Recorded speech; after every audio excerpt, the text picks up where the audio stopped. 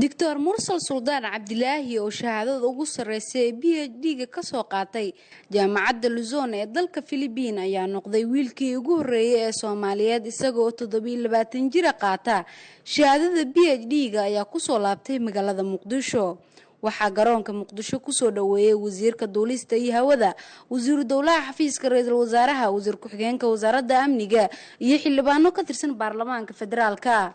xildhibaan Zakariya Xaaji Maxamuud oo qayb ka ahaa mas'uuliyiintii soo dhaweysay ayaa ku bogaadiyay Dr. Mursal aqoonta uu soo bartay inuu dalkiisa ugu adeego waxaan rajaynayaa inaad adigu waa isanfacday waxba baratay inaad gudbisid aqoontaas oo dadkaada u gudbisid waana qabaa inaad gudbin doonto hadii markaa soo dhameysatay meelahaas ma aadan shaqo doonane waad muxuu ahaa dalkaagii baa timid wasiir ku-xigeenka wasaaradda amniga Cabdinaasir Siciid Muuse iyo wasiir dawladaha xafiiska ra'iisul wasaaraha Cabdullaahi Xamuud ayaa ku bogaadiyay Dr. Mursal in dalka uu u baahan yahay dhalinyaro Soomaaliyeed ay ku dadaalaan sidii dalka ay u samatay bixin lahaayeen waan kugu faanaynaa annaga haddaan dhalinyaro nahay aqoonta PhD-da wax fudud ma aha asagoo dadaal badan oo shakhsi ah soo geliyay inuu heerka doctorate-ka ama PhD-ga Iran ka gaaro waxbarashadiisa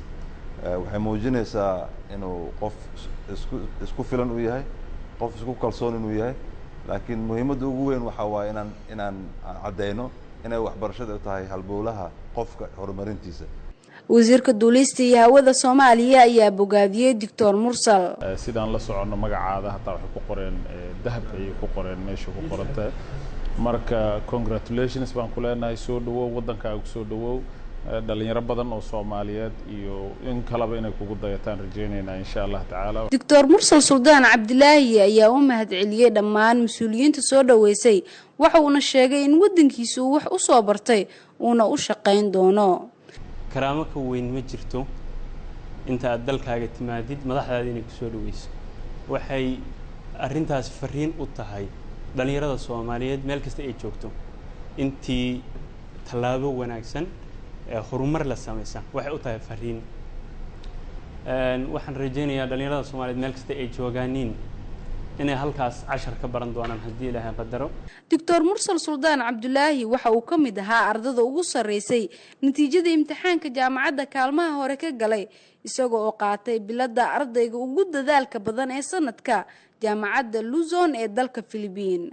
Raxmi Yuusuf Jimcaale raadiyaha TV-ga qaranka Muqdisho